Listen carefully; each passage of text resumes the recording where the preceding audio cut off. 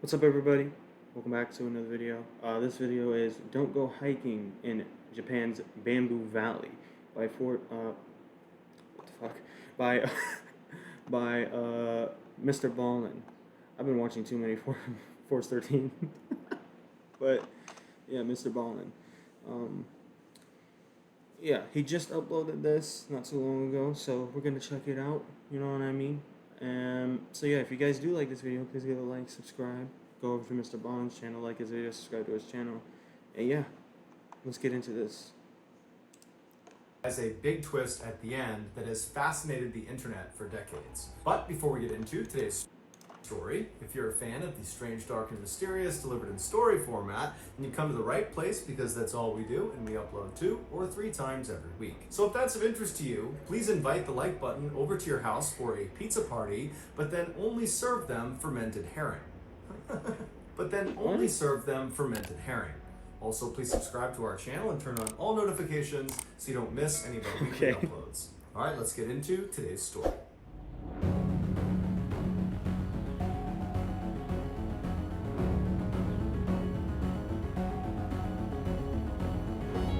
SOS.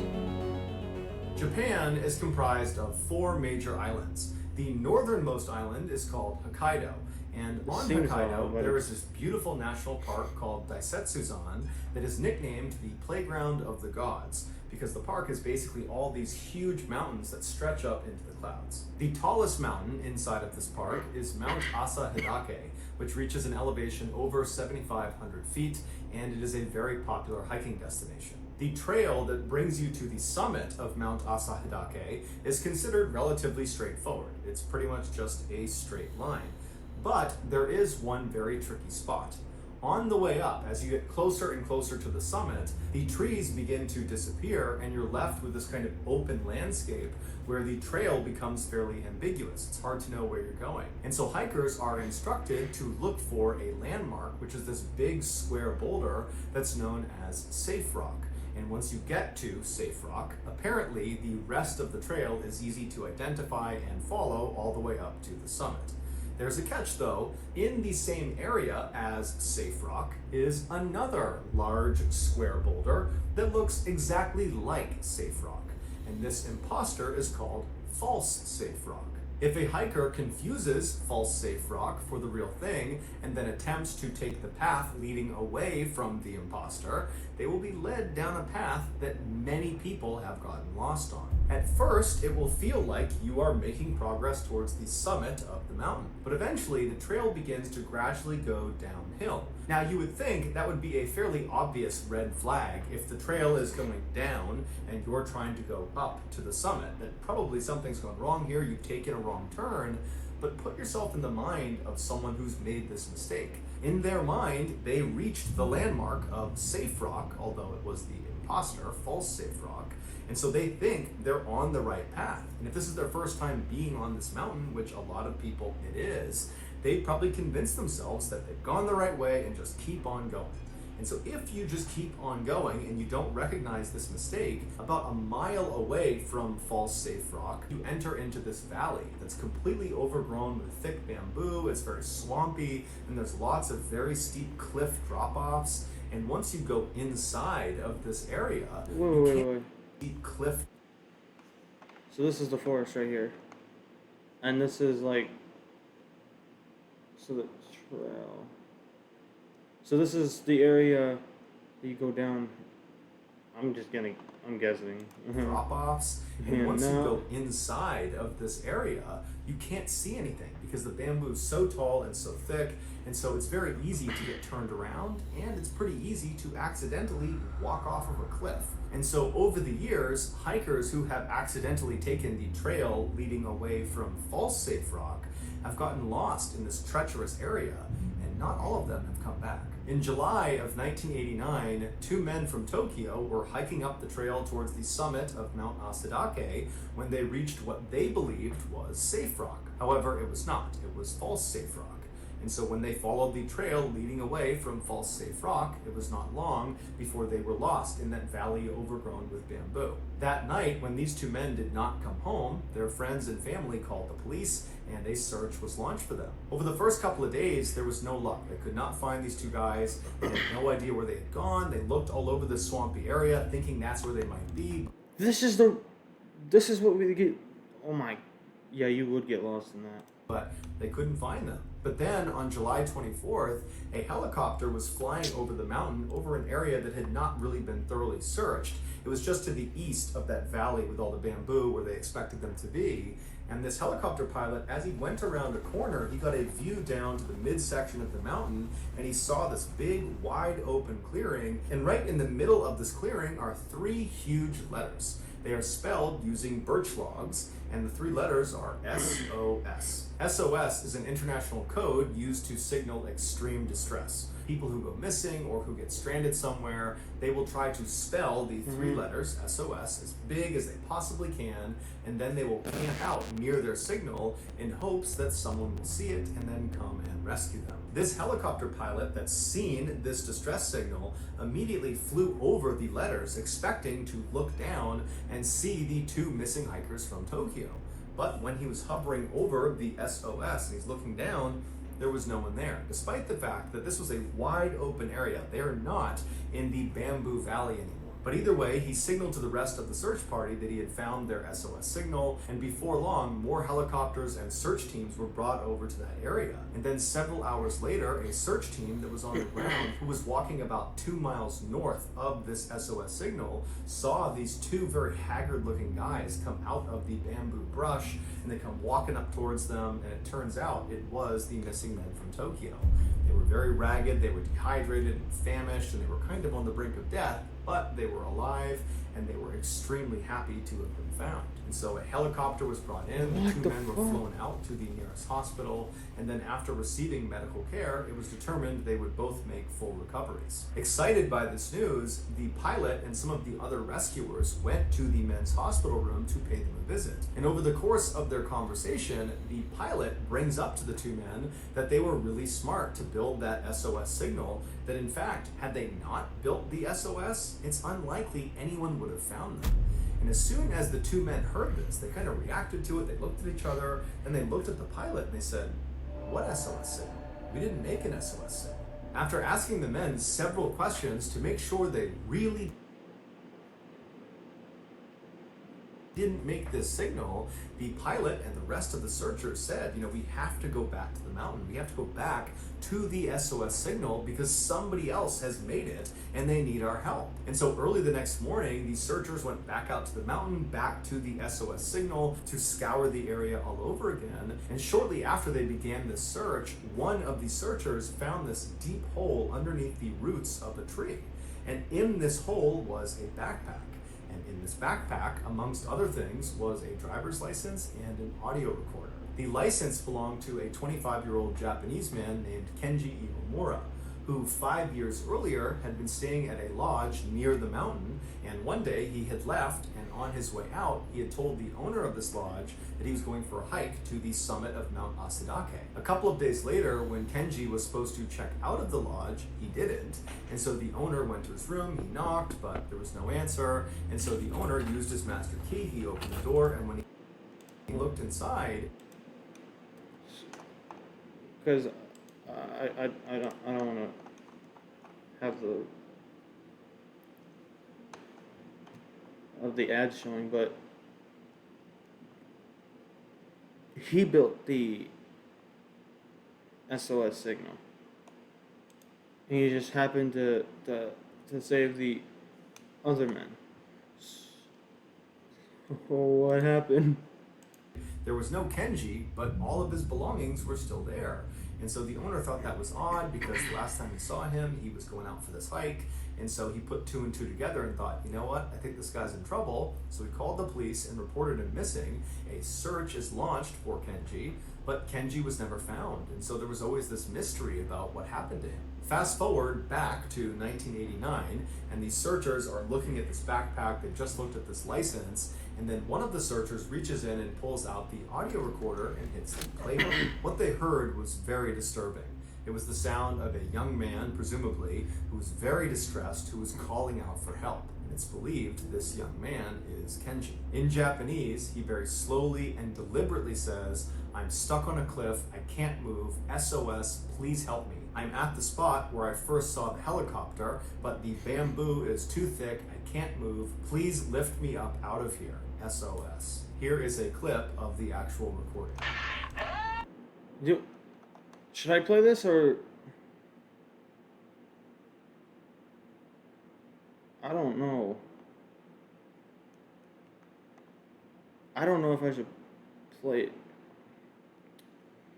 Viewer discretion is advised. Okay, people?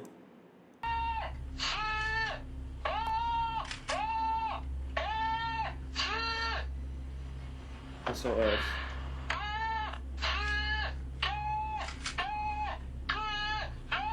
At this point, it seemed fairly obvious to police that based on the proximity of the backpack to the SOS letters and the fact that the recording, which was in the backpack, had Kenji literally saying SOS. He says this on the recording, that Kenji must have been the one who built this SOS sign. He must have built it back in 1984 when he got lost. And so now that the police believed they had solved the mystery of who built the SOS sign, they now needed to figure out where this person went. Where was Kenji? And so over the next several hours, searchers continued to look around the immediate area of where this backpack was found, and soon they would discover something that, according to police, solved this 5-year-old mystery. They figured out what happened to Kenji. Now, there is no official police narrative, at least not online, that explains step by step what happened to Kenji. So what I'm about to share with you is what I was able to deduce from all of the official reporting that I could find online. In 1984, Kenji left his lodge and headed for the summit of Mount Asahidake, and on the way up, he most likely mistook the false safe rock for the safe rock, and just like the two men from Tokyo would do 5 years later, Kenji went down the wrong path and got lost in that valley covered in bamboo. At some point, Kenji stopped trying to find his way back to the trail and instead tried to just go down the mountain any way he could. And so as he's making his way through this very thick vegetation and this bamboo, he eventually gets... Why don't you just turn around? That's the question. That's the million-dollar question. Why don't you just turn around? To a point where he lowers himself down over this ledge and he lands on this cliff. And as soon as he lands, he looks over the edge and he realizes he can't go any farther. It's too steep, it's too dangerous. But when he turns around to try to climb back up, it's also too steep. So he was trapped on this ledge. And so there, on this cliff ledge, he sits and waits, hoping that someone has reported him missing and they will come and find him before he dies. And at some point, as he's sitting there waiting, a helicopter flies overhead. And Kenji most likely was elated. He probably believed they saw him and he thought he was going to get rescued, but the helicopter would eventually just fly away, giving no indication of whether they had actually seen Kenji. And so for what must have been at least a couple of days, Kenji sat on this ledge expecting this helicopter to come back, but over time he gradually came to the conclusion that that helicopter had probably not seen him and they were not coming back. There was no rescue party inbound for him. And so it was around that time, as he's having this horrible realization, that he pulls out that audio recorder and he records that very eerie and distressing message where he's calling out for help and saying he's stuck on this ledge. And then after he was done, at some point, Kenji came to the conclusion that his best chance at survival was not waiting for some helicopter to potentially come back, because at this point that seemed really unlikely. Instead, his best chance and perhaps only chance was to try to climb down this cliff right in front of him that he had already determined was way too dangerous. And so Kenji lowered himself and began climbing down this cliff, and miraculously, he got all the way to the bottom where the ground leveled off without serious injury. And so from that point, he just kept on walking down the mountain, trudging through all this bamboo, until he actually leaves the bamboo and enters this huge clearing on the side of the mountain, where basically it's devoid of any vegetation besides some birch trees off in the distance. And it was in this clearing that Kenji would construct that SOS signal, believing that was his ticket out of there. But unfortunately, it was not. 5 years later, after searchers had just located... Bro, this is fucked up. Kenji's backpack underneath the roots of that tree, they would go on to make that huge discovery that solved the 5-year mystery. And that discovery was a partial human skeleton laying nearby. And eventually that skeleton would be determined to be Kenji's. And at this point, the police said they were not suspecting foul play in Kenji's death. However, they did not release his exact cause of death. It's unclear if they just could not determine it or if they didn't want to release it publicly, but either way, we don't know what it is. And then after that, the police just closed the case and said, okay, we're done. But to the people who had been closely following this story, because this was a big deal at the time in 1989, they thought the police were kind of missing something. There was this obvious, huge discrepancy that they all figured the police were going to address at some point, and now it seemed like they weren't. And a lot of people felt like this is not a discrepancy you can just sweep under the rug. This is a really big deal. And that discrepancy was, how do you miss the SOS signal? Kenji have made that SOS signal? As a reminder, the 3 letters SOS that was found in that clearing, they were made with 19 birch tree logs. Each letter was 16 feet tall and 10 feet wide. And each log, each birch tree log that made these letters up, they were all about the same length and appeared to have been expertly cut, indicating they had been chopped with an axe or some other cutting tool. And where this SOS was actually located in that clearing, it was several hundred feet away from the other birch trees. So on top of the enormous effort that would go into cutting down 19 trees with an axe, and I can assure you that cutting down a tree with an axe or a hatchet is way harder than you think it is, Kenji would have also had to expend a lot of additional energy just dragging the felled logs over to the area where he actually built the signal. Basically, this was a gargantuan task that even for someone who was fit and healthy and strong in the best of conditions, they would still struggle with this. And so the idea that Kenji, after being missing in the wild for several days, he's probably dehydrated, he's famished, he's tired, he's sore, he's scared, he's in the worst possible shape you can be in. The idea that he pulled this off is kind of unbelievable. And in fact, the person who did Kenji's autopsy would say that Kenji was not physically capable of putting together that SOS signal. He was just too weak. And there's another complication to factor in. There was no axe or any other cutting tool found anywhere near the SOS signal, near the skeleton, near the backpack, nowhere. There was no cutting tool. So either Kenji did have an axe and somehow mustered the superhuman strength necessary to chop down 19 trees and then he built this SOS signal, in which case, why didn't the authorities find the axe?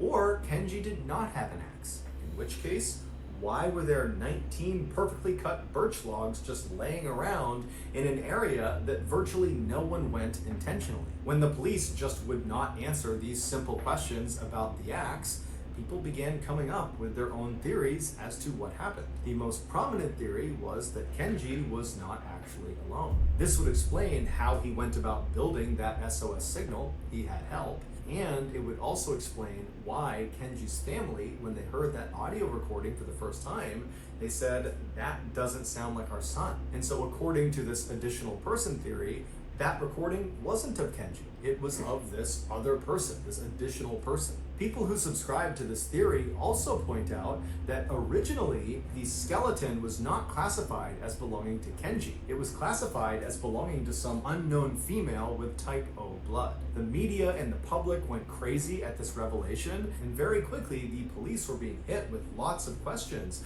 about this development, which they had no idea what to say about it, and so they looked kind of bad. Whoa. Oh, I'm confused. My brain, man.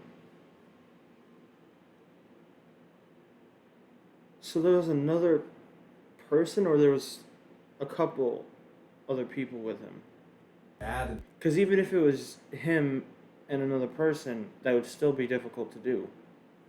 The media, they didn't have very many answers, they didn't have any leads, the pressure was building, and then all of a sudden the police say, oh, we looked at the bones again, and it turns out they were not type O blood female, they were actually type A blood male, which conveniently is the same sex and blood type as Kenji. Some say this was a pure fabrication by police to very conveniently tie up all the loose ends of a case they were doing a very bad job solving, that in reality, those were not Kenji's bones. Kenji's still somewhere out there. We haven't found him yet, and those bones belong to some unknown female with type O blood, and she was the additional person. But the reality is, even if this additional person theory is plausible, it's highly unlikely it will ever be looked at seriously by authorities, because at this point, the case is considered closed. So as of now, the only thing we can all say with certainty is that an SOS sign on the side of this mountain